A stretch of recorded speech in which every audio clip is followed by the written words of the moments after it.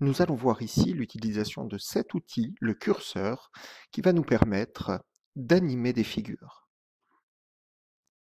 Lorsqu'on clique sur cette icône, puis sur la page centrale, il apparaît une boîte de dialogue qui nous montre que le curseur peut être soit un nombre, soit un angle, soit un nombre entier. Ici, prenons un nombre que nous allons appeler A, puisque ça nous est proposé. Ce nombre, nous pouvons le faire varier entre un minimum et un maximum. Disons qu'il variera entre 0 et 10. En cliquant sur OK, on voit ainsi le curseur apparaître entre 0 et 10. Ce curseur peut être déplacé.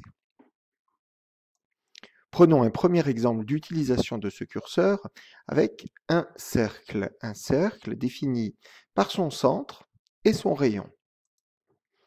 On clique pour obtenir le centre et lorsqu'on nous demande le rayon, nous allons entrer le nom de cette variable définie dans le curseur, le nombre A. OK. Lorsque A vaut 0, évidemment, le rayon vaut 0 et donc le cercle est réduit à un point. Mais lorsque A augmente, eh bien, on voit que le rayon du cercle augmente. Et voici ce que cela donne lorsqu'on a fait un clic droit sur le cercle puis propriété pour le colorier.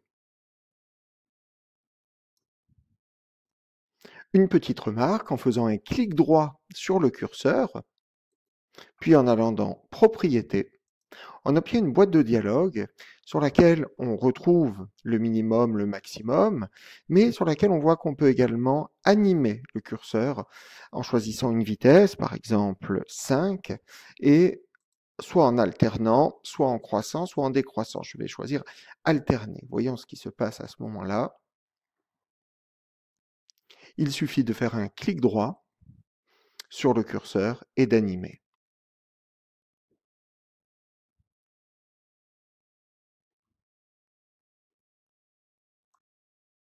Voyons maintenant un deuxième exemple d'utilisation. Je vous propose de créer une bouche qui va pouvoir sourire de manière plus ou moins importante avec l'action du curseur. Pour cela, je vais choisir d'abord un segment de longueur donnée, ici, et la longueur va être le nombre A du curseur. Donc j'entre A. Voilà, le segment AB mesure ici 1,2. Et en augmentant la valeur du nombre A, j'augmente la longueur du segment. Pour avoir une bouche qui sourit de manière symétrique, je vais créer le symétrique du point B par rapport au point A en utilisant l'outil symétrie centrale. Je clique sur B, je clique sur A, j'obtiens le symétrique de B ici. On voit maintenant ce qui se passe lorsqu'on agit sur le curseur. Traçons à présent les contours de la bouche. Tout d'abord, un demi-cercle que l'on va trouver ici, d'extrémité B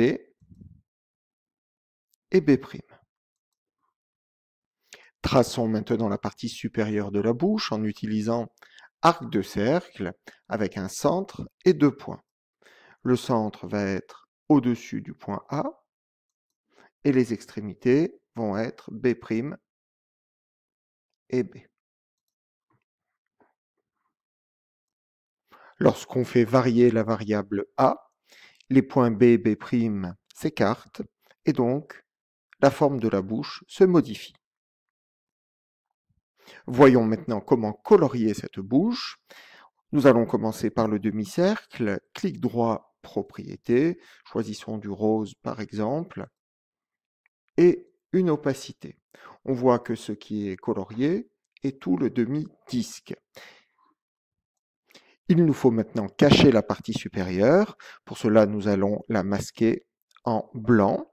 Clic droit sur cet arc D, propriété, puis couleur blanche avec une opacité totale.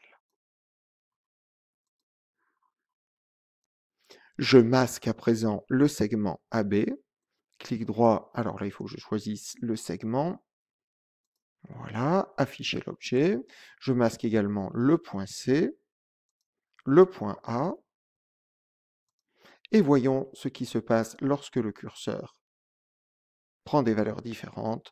On voit que la bouche se déforme.